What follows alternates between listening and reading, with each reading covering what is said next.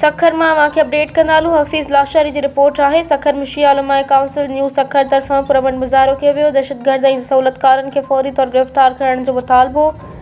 शिया उलमा काउंसिल तहसील न्यू सखर तरफा इस्लामाबाद के इलाके तरलाई में पेश आयल वारे सानिए मस्जिद उल कुबरा के खिलाफ कायद मिलत जाफरिया सैयद साजिद अली नकवी की अपील ते सखर प्रेस क्लब आडो पुरमन एहतजाजी मुज़ाहरो किया वियो।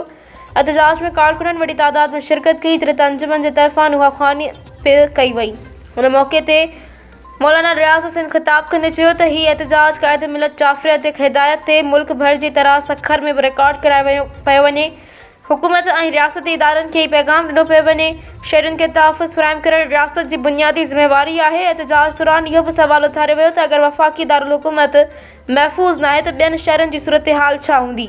मुज़ाहिरीन वज़ीर आज़म पाकिस्तानी सिक्योरिटी इदारन का मुतालबो कियो त वाक़े में मुलविस दहशतगर्दन और उन्हनि जे सहूलतकारन के फौरी गिरफ्तार कियो वञे, कानून के कटहरे में आंदो वञे।